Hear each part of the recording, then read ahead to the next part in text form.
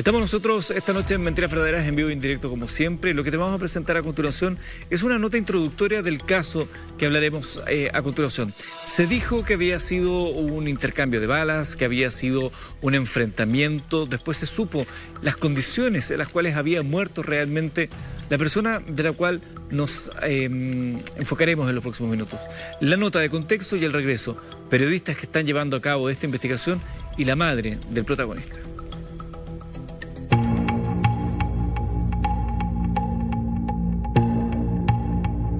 ...9 de julio de 2021... Fundo Santa Ana, Tres Palos.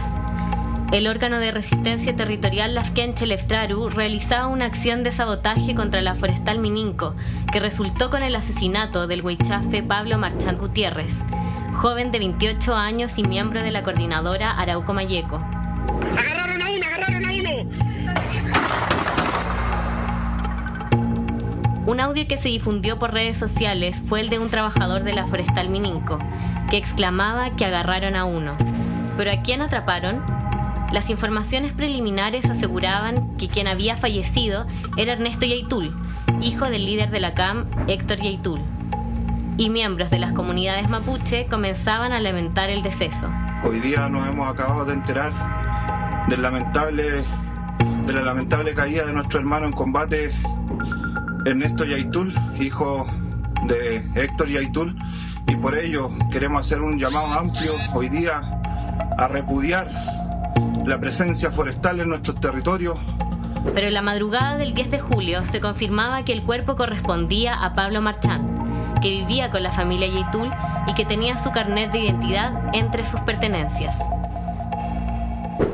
Hace 2 semanas, el medio digital La Otra Diaria publicó un peritaje encargado por la familia de Pablo Marchant y el informe revela que el joven habría sido asesinado en posición de ejecutado y con apoyo del cañón en el punto de entrada del proyectil balístico.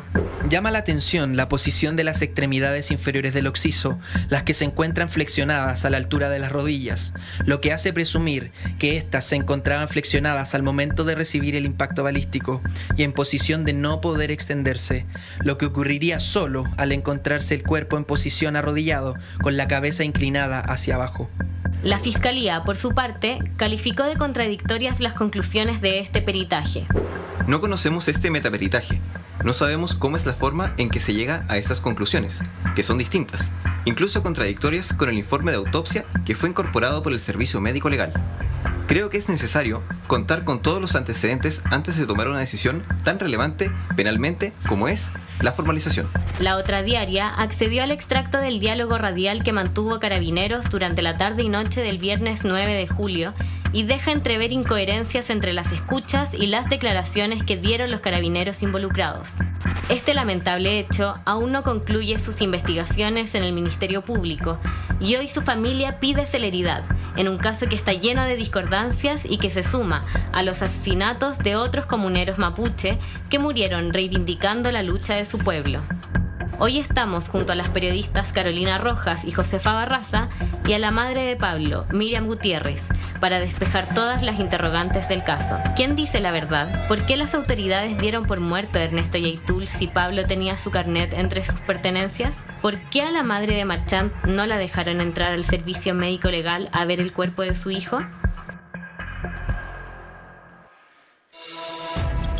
La nota de Laura Rivadeneira, que propone el caso que vamos a abordar a continuación, como lo decía Laura en la nota. A través del Zoom tenemos la posibilidad de conocer y conversar con Miriam Gutiérrez, la madre de Pablo Marchant. Miriam, muchas gracias por acompañarnos. Muchas gracias a ustedes, buenas noches. Y acá en el estudio tenemos a Josefa Barraza, ella es periodista de La Otra Diaria y autora justamente de la parte de los reportajes que han venido llevando esta investigación. Muchas gracias por acompañarnos. Buenas noches, Eduardo, y muchas gracias por el espacio. Y también de La Otra Diaria es la directora Carolina Rojas, que también ha estado siendo parte de esta investigación. Bienvenida también. Gracias a ustedes por la invitación. Quiero comenzar contigo, Miriam, preguntándote cómo te enteras tú de lo que ocurrió ese día 9, no de diciembre. El 9 de diciembre se van a cumplir 5 meses, ¿no?, del asesinato de Pablo. Ese día 9, ¿cómo te enteras tú de lo que ha ocurrido? ¿Sabías tú en qué estaba tu hijo? ¿Cómo fueron esos momentos? Fue el 9 de julio. Bueno, yo me encontraba en mi casa. Pablo no estaba conmigo, obviamente. Y yo me entero a las 2 de la mañana. A las 2 de la mañana de que el cuerpo que estaba, o sea, que habían asesinado no era Ernesto, sino que Pablo.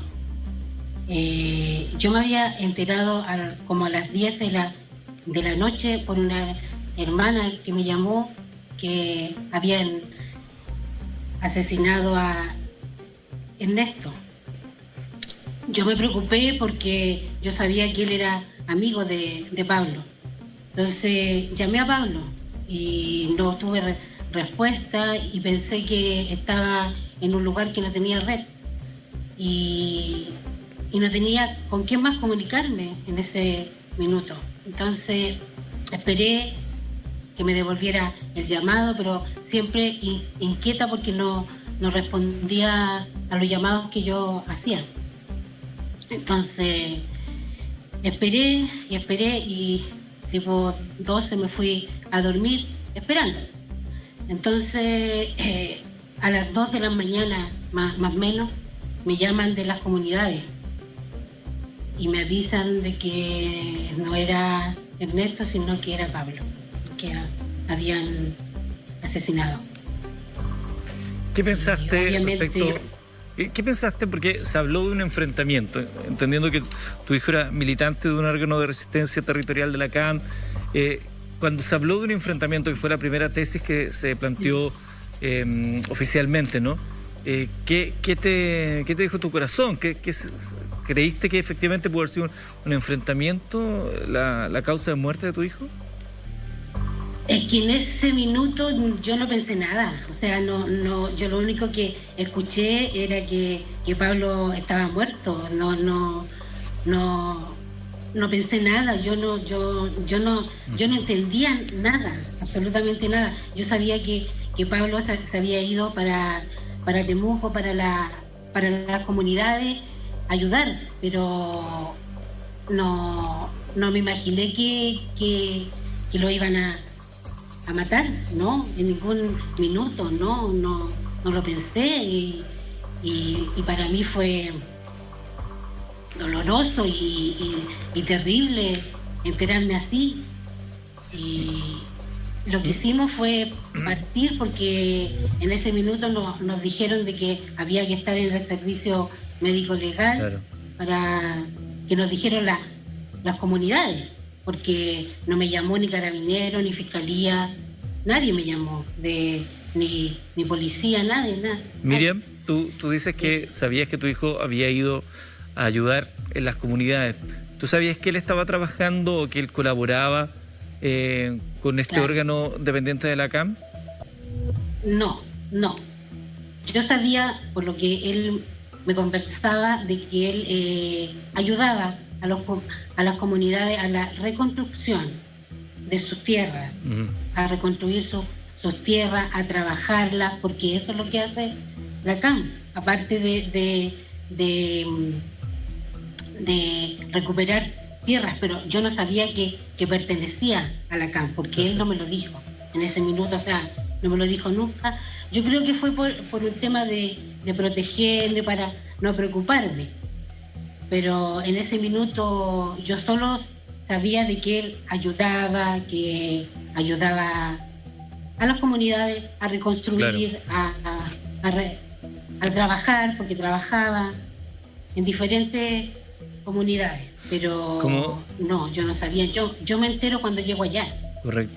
Como lo hemos dicho, están también Josefa Barraza y Carolina Rojas de La Otra Diaria, que han venido haciendo este seguimiento del caso y también dando a conocer hechos que desbaratan la versión conocida originalmente del enfrentamiento, de haber muerto en un enfrentamiento, considerando parte de lo que veíamos ahí en la nota. Primero quiero preguntarles cómo llegan ustedes a interesarse por el caso y qué fue apareciendo en este proceso de investigación sobre la muerte de Pablo Marchant.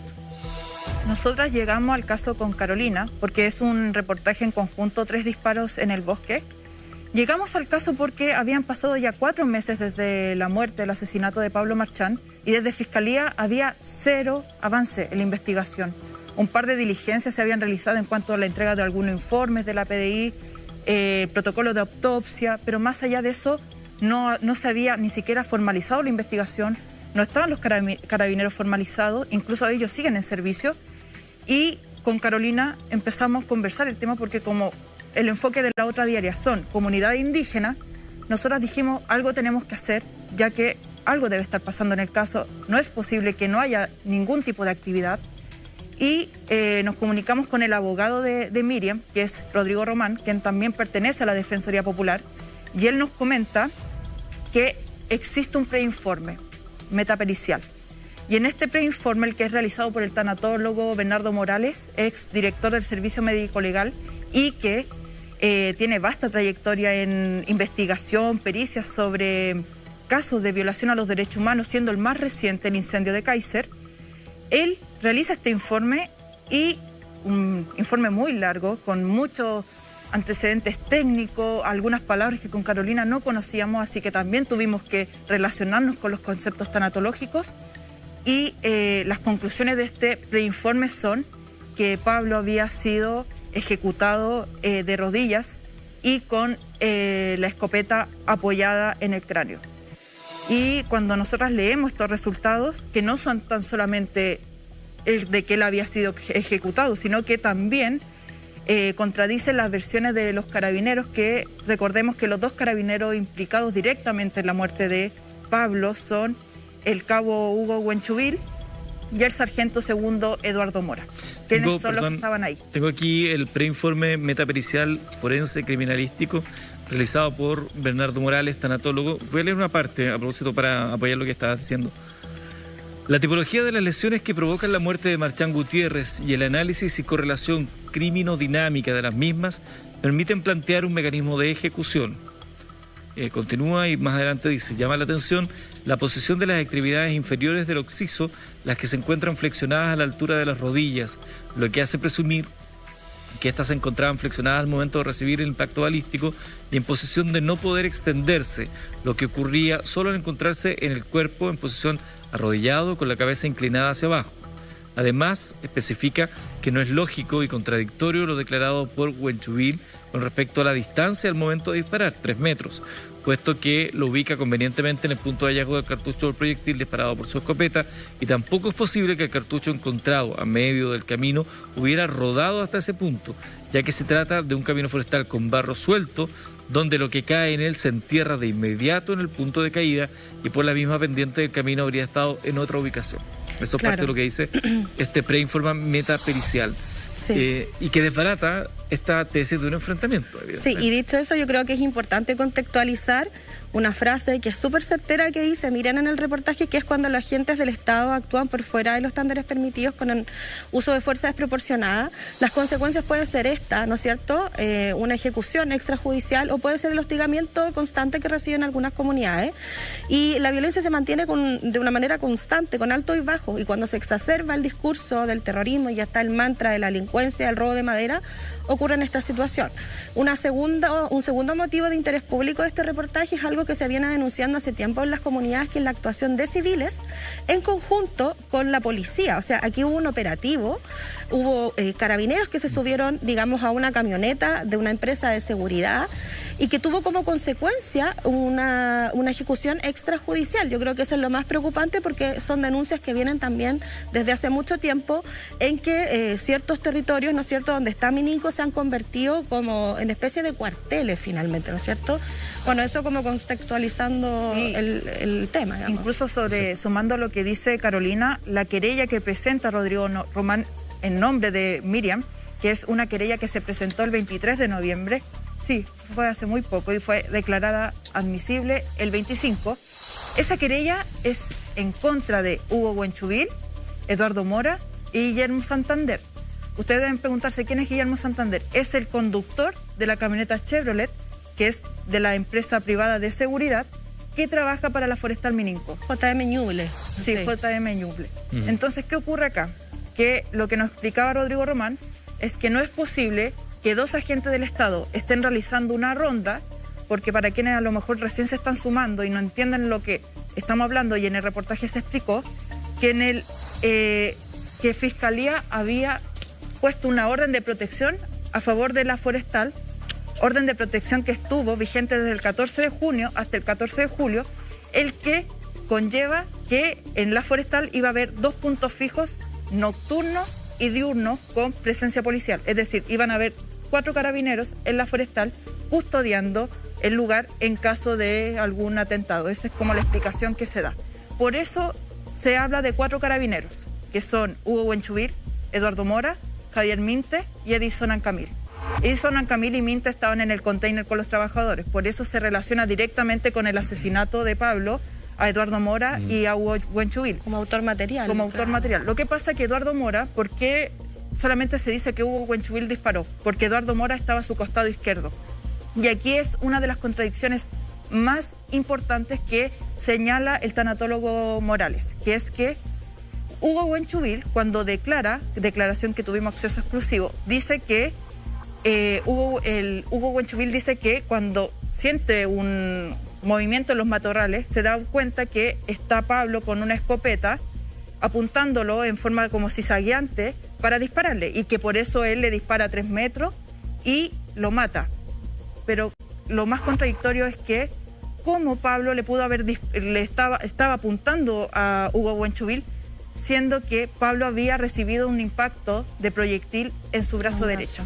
Entonces es muy anterior a su muerte. Son en tiempo y distancias distintas los 2 disparos. Perfecto. Entonces se contradice totalmente. Al momento en que supuestamente estaba blandiendo un rifle para dispararle al carabinero. Es imposible, porque si tiene el brazo y el hombro derecho herido, ¿cómo es posible que va a estar agarrando un arma siendo que tiene el brazo herido? Eso es lo que... Y hay 2 versiones, que está agazapado una y otra que está de frente, digamos. ¿Y esa arma fue encontrada, fue hallada? ¿La que supuestamente tenía Marchán? Lo que ocurre es... Lo de Camille es súper fuerte. Lo que ocurre es que en el segundo reportaje del caso de Pablo Marchán que lanzamos hace aproximadamente una semana, nosotros tuvimos acceso al extracto radial transcrito de la conversación Senco que hubo esa tarde y esa noche. Y ahí, precisamente en una hora exacta, dicen que encontraron a un joven comunero encapuchado con un fusil. Y obviamente revelan un dato técnico específico del fusil. Pero cuando revisamos la declaración de Edison Ancamil, dice que cuando él sale del container y va a ver el sitio del suceso, dice que no ve el armamento. No ve el armamento en el lugar, solamente ve el cadáver. Y lo otro, que es también muy grave, que por eso es tan importante la declaración de Edison Ancamil, porque cuando uno va revisando la conversación Senco, dicen que personal asegura que ninguno de los 4 carabineros estaba portando cámaras GoPro o cámaras corporales. Pero Edison Ancamil dice que sí, yo estaba portando una cámara corporal, a lo cual Javier Minte, quien estaba cerca de él, él confirma esta declaración y dice que él estaba portando una cámara GoPro número 8. Entonces, ¿qué ocurre?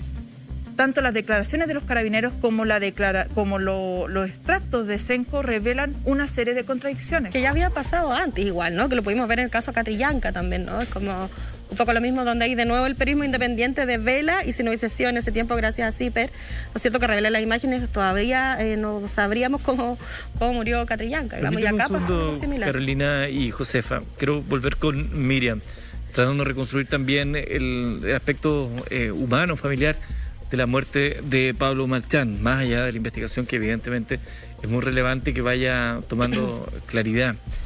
Entiendo, Miriam, y tú lo decías, que te enteras por terceros, no por los órganos oficiales, la situación de tu hijo, y que tenías que ir al servicio médico legal a hacer los trámites necesarios. ¿Tú pudiste entrar al servicio médico legal? ¿Qué te dijeron ahí en ese primer momento? No me dejaron entrar. Bueno, yo pedí ver el cuerpo, pero no me dejaron. La respuesta fue de que Pablo estaba irreconocible, que no se podía ver, que inclusive se iba a tener que velar con la urna sellada.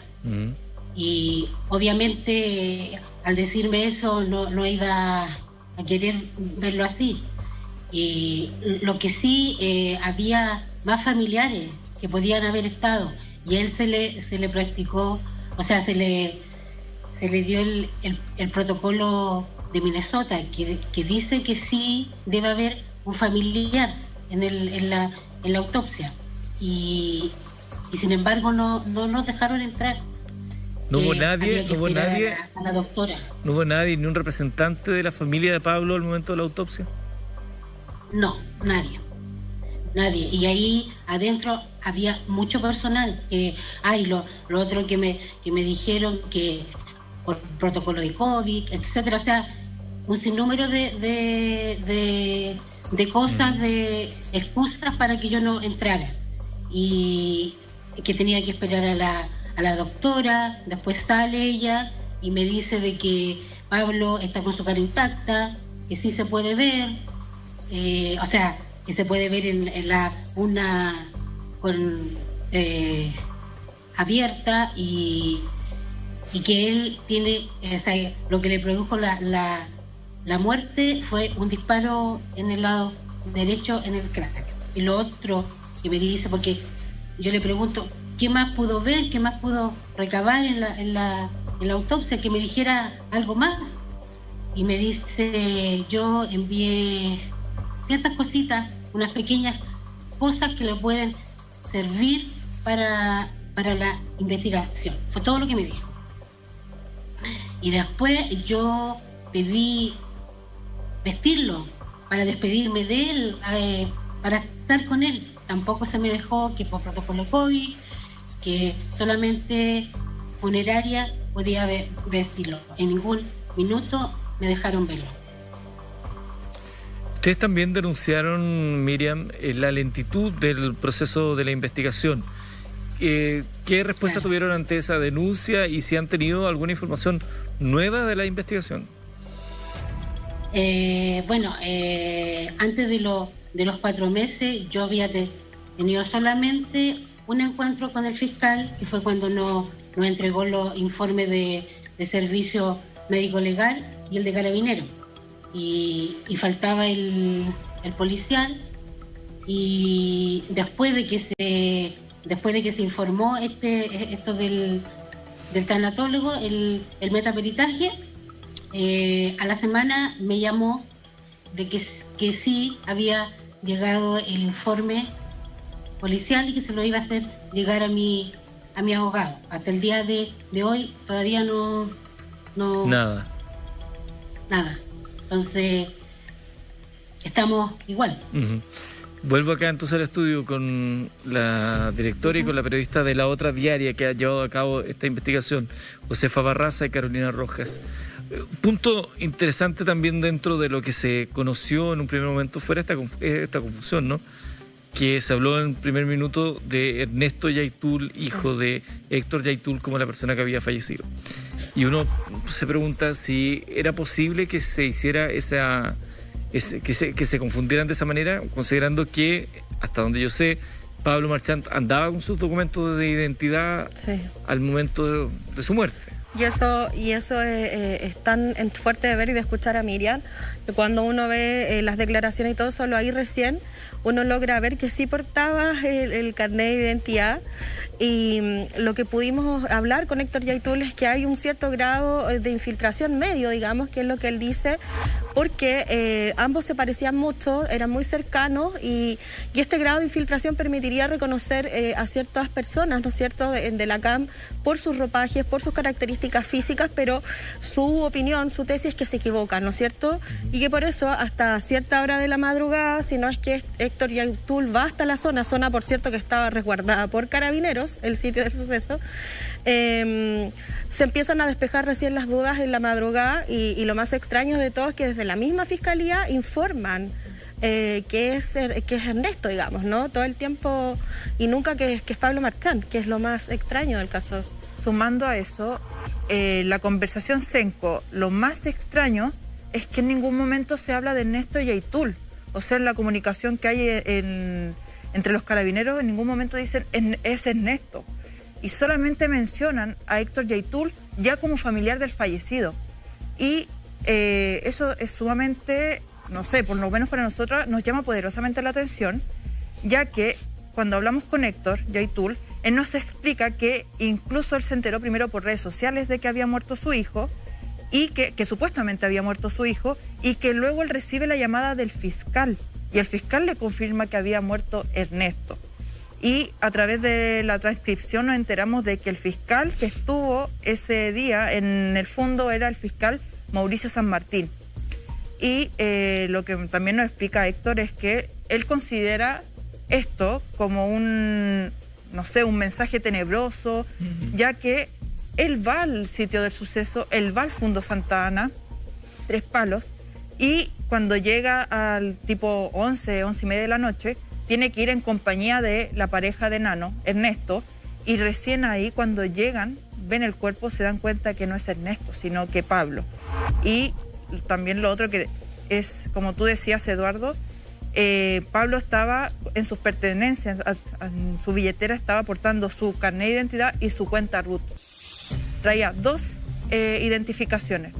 Lo que también a nosotros nos parece muy extraño es que los carabineros Hugo Huenchuvil dice en su declaración que no estaban portando radios, porque decían que la señal era mala, que no hay cobertura y que se comunicaron por medio de teléfono celular.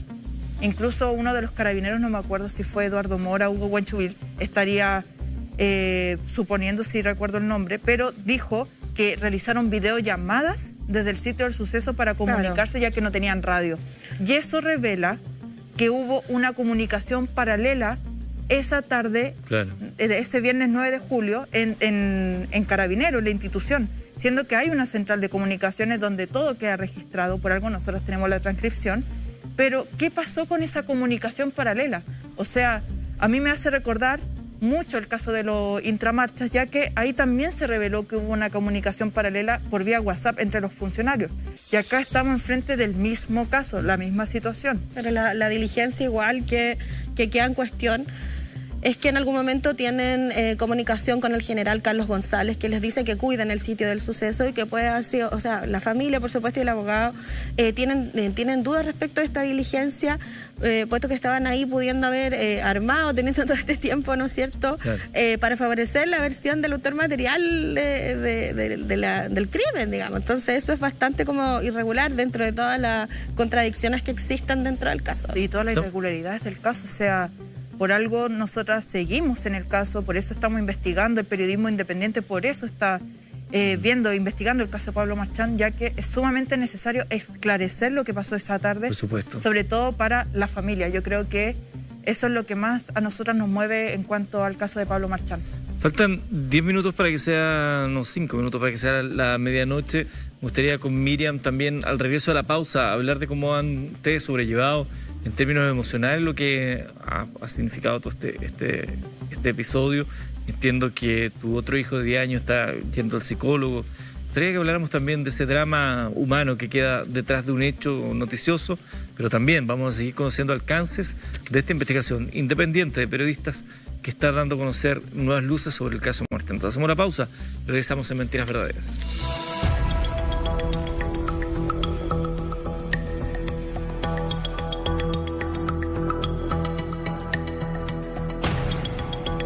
Estudia una carrera técnica en ENAC con gratuidad, 6 años de acreditación y sin pruebas de transición en áreas fundamentales para el desarrollo del país: salud, educación, social, tecnología y administración. Matricúlate en matriculaonline.enac.cl o agenda tu matrícula presencial en agendatumatrícula.enac.cl. Súmate a los técnicos de nivel superior ENAC, preparados para un país mejor. Centro de Formación Técnica ENAC, admisión 2022. Se trata de ti. ¿Te cuento algo? En Clínicas Implanet implantaron la moda de sonreír. Una nueva sonrisa, el mejor regalo para esta Navidad, porque son los únicos que dan garantía de por vida sobre el implante dental. Puedes llamar al teléfono 22-759-0909, 22-759-0909 o visítalos en www.implanet.cl en Iquique, Calama, Copiapó, Las Condes, Vitacura, Providencia, San Miguel, Maipú, Puerto Montt y próximamente en Santiago Centro. Además, recuerden que la nueva sucursal de Clínicas Implanet en Puerto Montt está ubicada en la calle Serrano 220 y está abierta para todos los pacientes del sur. Clínica Sin Planet, líderes en implantología y odontología general. Seguimos conversando esta noche en Mentiras Verdaderas. Estamos hablando del caso de la muerte de Pablo Marchant. Está su madre a través de el Zoom, de acá en el estudio. Josefa Barraza, periodista de La Otra Diaria, y Carolina Rojas, directora de La Otra Diaria. Antes de preguntarte, Miriam, por cómo han podido sobrevivir ustedes en lo personal, la familia, este episodio, si han tenido algún tipo de acompañamiento, solamente un breve paréntesis, Carolina. La Otra Diaria es un medio independiente. Sí. Los medios independientes han estado llevando la delantera en muchas investigaciones. Yo sé que los medios independientes necesitan financiamiento, así que te quiero dar la posibilidad de que por favor le cuentes a la gente cómo se puede colaborar con La Otra Diaria. Sí, suscríbanse en laotradiaria.cl, ahí para hacer un periodismo que estamos haciendo independiente y hecho por mujeres además. Así que nada, en realidad con que cooperen con todo el periodismo independiente que está haciendo una súper buena pega. Así Laotradiaria.cl. Laotradiaria.cl, así que muchas gracias por la mención. Miriam, tienes otro hijo de 10 años que entiendo que está con psicólogo en este momento. Te quiero preguntar si han tenido algún tipo de apoyo, acompañamiento después de el incidente que termina con la muerte de tu hijo. Sí, he recibido mucho apoyo de las comunidades, sobre todo, mucho apoyo, y yo lo agradezco 100%, porque esto es súper duro para la familia, porque hay abuelos, tíos, primos, padres que están muy afectados por esto. Su hermano que él adoraba. Entonces es súper difícil porque a Sebastián no se le ha dicho cómo pasaron bien las cosas, porque es un niño, obvio, entonces no lo va a entender. Entonces hay un proceso con el psicólogo que es largo, es un proceso largo, porque si bien ahora él piensa que su hermano es un héroe, es un guerrero,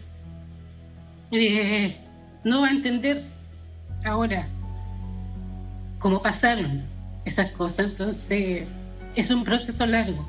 También está su hermana, ella es más grande, pero ella también sufre mucho por su hermano. Entonces es duro esto, es muy doloroso, porque bueno, cambia todo el escenario. Entonces mi hija está estudiando igual, ahora ella congeló, también está con el tratamiento psicológico. Entonces es complicado, es complicado porque cambia todo, en una familia cambia todo. Y Miriam, bueno, Miriam, ¿qué sentimientos guardas tú con la CAM o con las organizaciones con las cuales colaboraba tu hijo?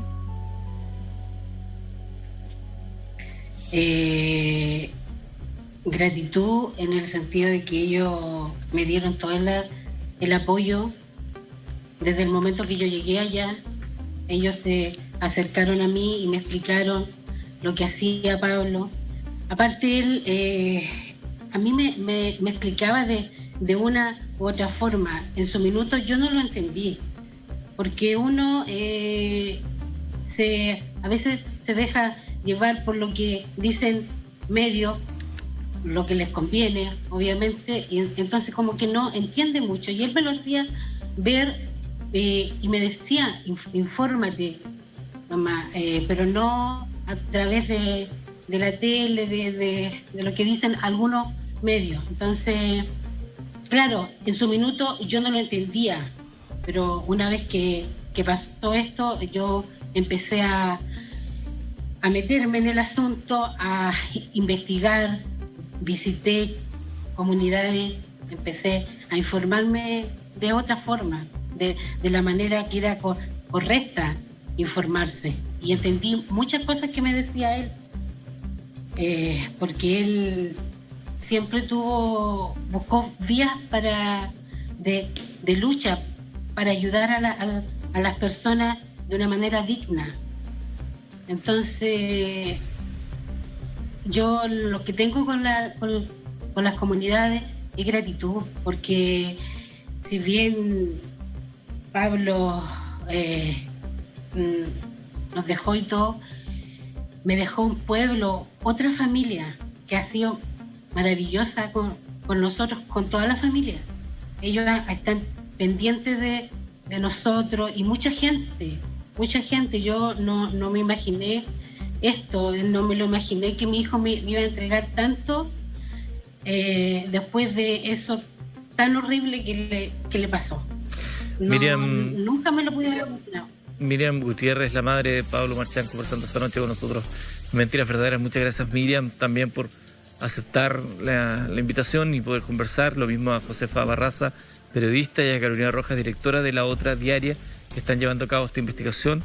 Muchas gracias por venir también esta noche a contarnos parte de aquello, y me imagino que va a seguir en La Otra Diaria habiendo nuevos antecedentes. Muchas gracias a ustedes por la invitación y muchas gracias a Miriam por haber confiado en nuestros medios. Entendemos lo que está pasando, pero gracias a ella por ayudarnos también en esta investigación. Así que sí, mando un abrazo grande. Me sumo a las palabras. Gracias Miriam por dejarnos ser parte de este caso, de esta investigación, por la confianza, y hago nuevamente el llamado.